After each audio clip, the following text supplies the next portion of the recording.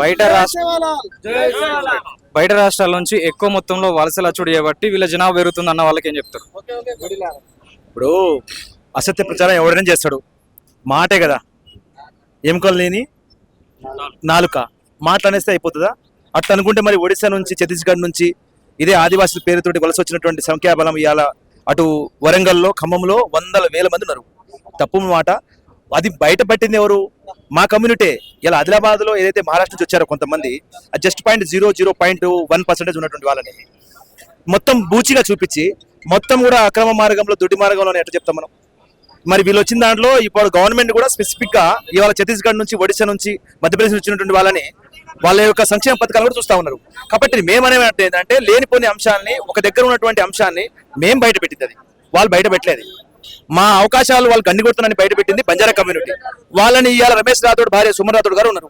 ఆమె ఎస్టీ కాదని తెలిసింది ఎవరు? అసలు ఆ విషయాన్ని బయట పెట్టింది ఎవరు? మా కమ్యూనిటీ, అంటే బంజారా కమ్యూనిటీ.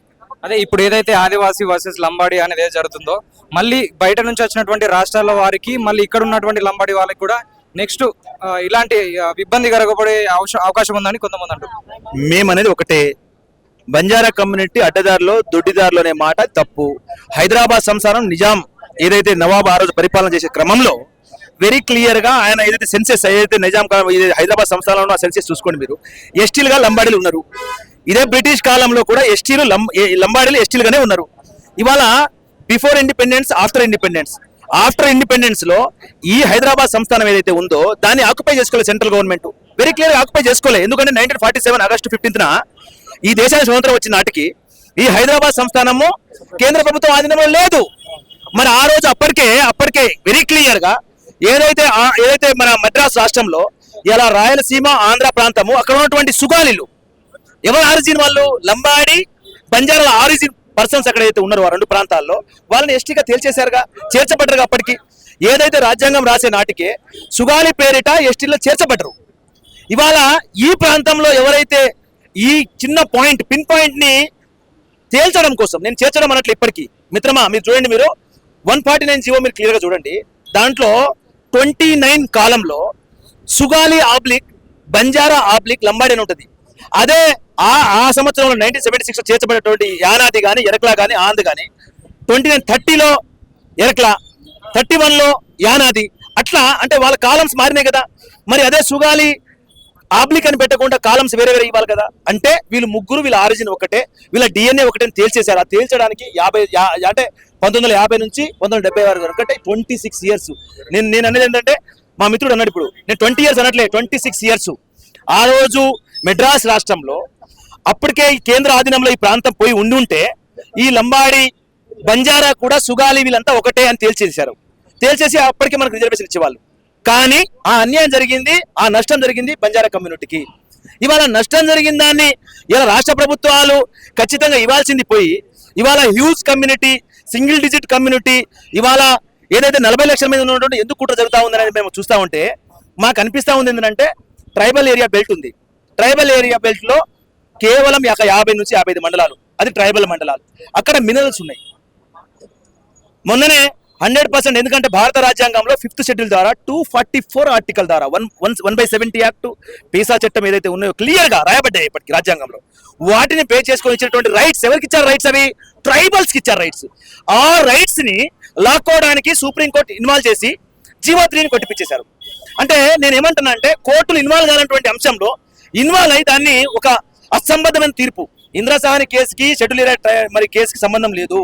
నేను ఎందుకు లేదు అని అంటున్నా అంటే, ఆర్టికల్ 16 క్లాస్ 4 ఏదైతే అంశం ఉందో, ఆ 16 క్లాస్ 4 ప్రకారం ఏదైతే ఎస్సీ, ఎస్టీ, బీసీకి ఇవ్వాల్సిన రిజర్వేషన్ ఏదైతే ఉందో అది క్లియర్ గా ఆ రోజు రాయబడ్డది. ఇవాళ మీరు ఎట్లా అనుకుంటే ఇవాళ జమ్మూ కాశ్మీర్ లో 35 ఆర్టికల్ ఉంది, 370 ఆర్టికల్ ఉంది. మరి ఇలా ద్వంద్వ పౌరసత్వం ఇచ్చారుగా జమ్మూ కాశ్మీర్ కి. మరి జమ్మూ కాశ్మీర్ విషయంలో మరి ఇన్వాల్వ్ కానటువంటి కోర్టులు ఇంత బలమైనటువంటి చట్టాల విషయంలో ఎందుకు ఇన్వాల్వ్ అవుతాయి అంటే, ఇక్కడ ట్రైబల్స్ వెనకబడి ఉన్నటువంటి ఇన్నోసెంట్స్ కాబట్టి వీళ్ళ రైట్స్ ని ఎవరైనా లాక్కోవచ్చు, అంటే కోర్టులు ఒక అసంబద్ధమైన తీర్పు ఇవ్వచ్చు అనేటటువంటి మోసము. ఇప్పుడు ప్రజెంట్ ఈ అంశం ఎప్పుడైంది? సోయం బాబురావు గారు అప్పుడు బీజేపీలో ఉండి ఈ యొక్క అంశాన్ని లేవనెత్తినాడు. నేను సోయం బాబురావు గారు ఆ చట్టసభలో ఉన్నప్పుడు ఆ రైట్స్ కోసం మాట్లాడాలి. ఒక ప్రజాప్రతినిధి చట్టసభలో పోతే ఇవాళ మనం ఎవరైతే ఎలక్ట్ చేసుకున్నారో ఆ ట్రైబల్ ఏరియా నుంచి ట్రైబల్స్ కి ప్రతినిధిగా ఉండాలి ఆయన. కానీ ట్రైబల్స్ కి ప్రతినిధి లేకుండా ఒక అల్లకొల్లని అజడి సృష్టించి అక్కడ ఉన్నటువంటి జీవో3 ఇవాళ చాలా మంది ఫస్ట్ జనరేషన్ ట్రైబల్స్ యొక్క హక్కులు లాక్కున్నారు. ఇప్పుడు జరిగే కుట్ర ఏంటంటే కొంతమంది కార్పొరేట్ శక్తులు ఈ మొత్తం కూడా వేల సంవత్సరాలుగా ట్రైబల్ బెల్ట్ లో మినరల్స్ ఉన్నాయి.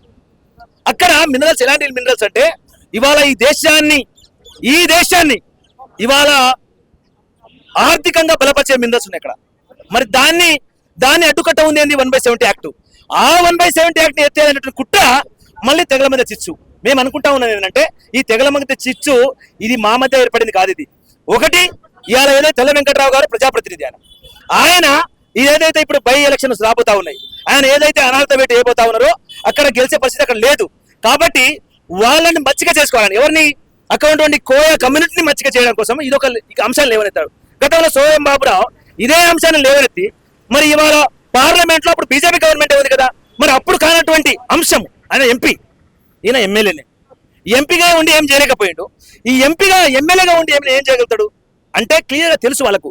అంటే ఈ అలజడి తెగల మీద అలజడి సృష్టించి వాళ్ళు లబ్ధి పొందడం కోసమే వాళ్ళు ప్లాన్ చేస్తున్నారు. నేను అంటా ఉన్నా తెల్ల వెంకట్రావు గారికి, ఏదైతే 1/70 యాక్ట్ పీసా చట్టం ప్రకారము ఈ గోదావరి బెల్ట్లో ఉన్నటువంటి ఇసుక ర్యాంపులు ఎవరు నడుపుతా ఉన్నారు?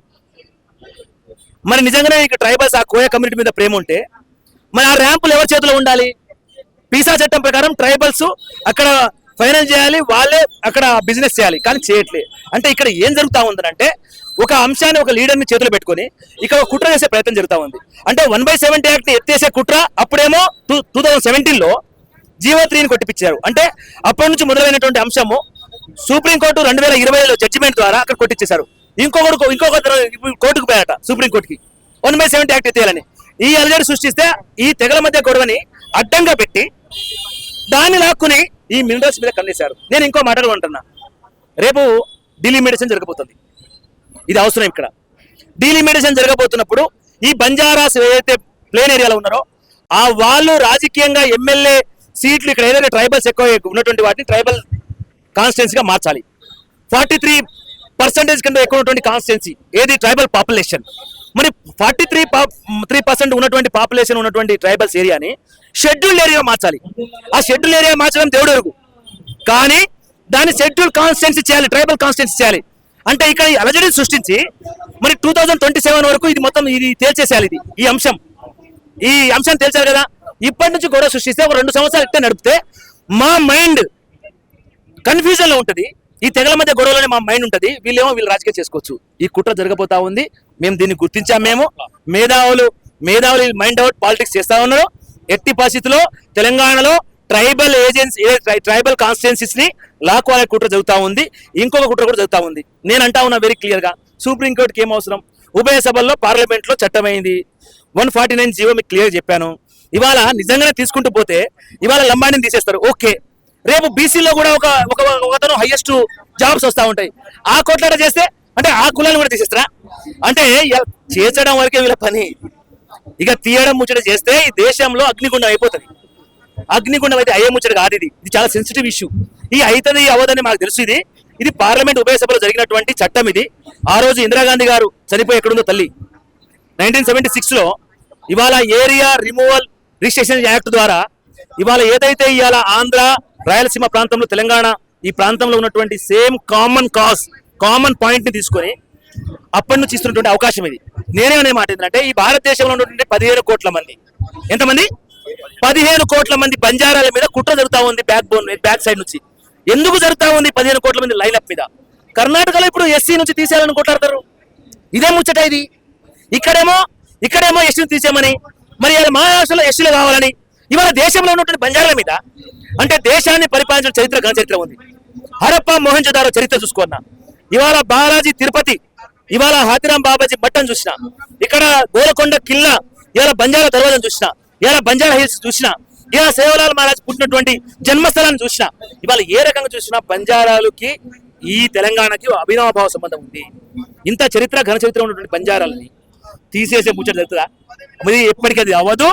అది కాదు, అయితే బద్దలైపోతాయి. 100% నేను అనే మాట వీళ్ళకు ఈ రాజకీయ కుట్ర మాకు తెలిసిపోయింది. దీన్ని మేము ఎండగడతాము.